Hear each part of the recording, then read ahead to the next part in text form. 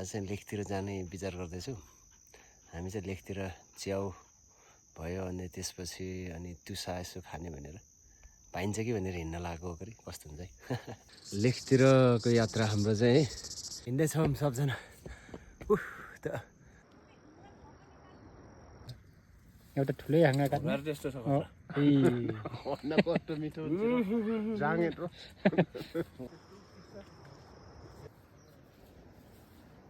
हो। यो एरियातिर चाहिँ यस्तो ठाडो जाने भन्ने कुरा गरे खानु गरे। अब मलाई त केही पनि थाहा छैन।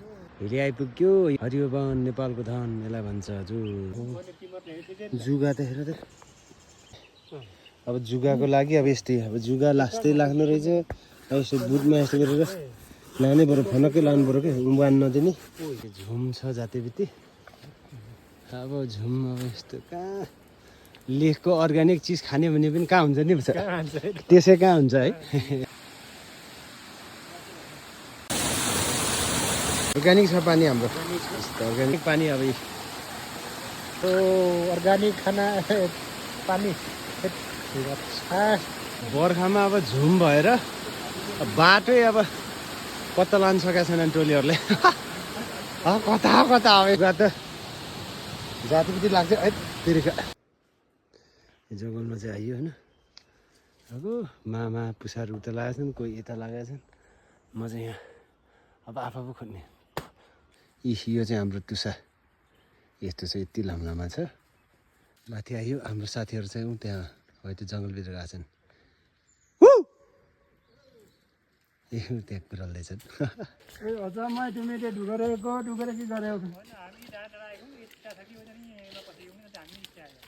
त्यहाँ त केही छैन रहेछ नि।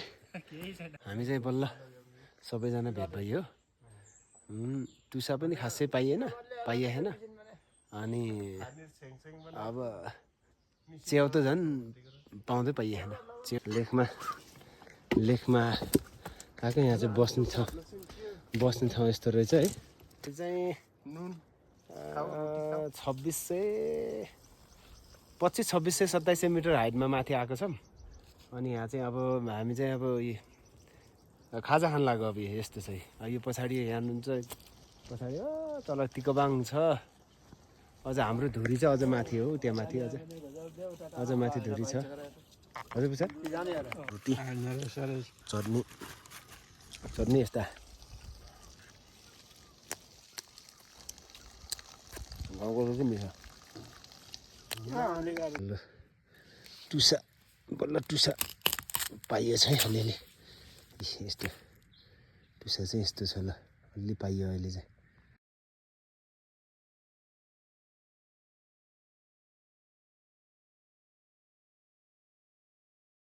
सबजना अब घरतिर लाग्दै लट्ठी सबैले बोक्या छ। अब लाग्यो घरतिर, अब पानी पर्ला जस्तो गऱ्यो, लाग्यो होला। देउरालीमा हामी चाहिँ घरतिर जाँदै हो।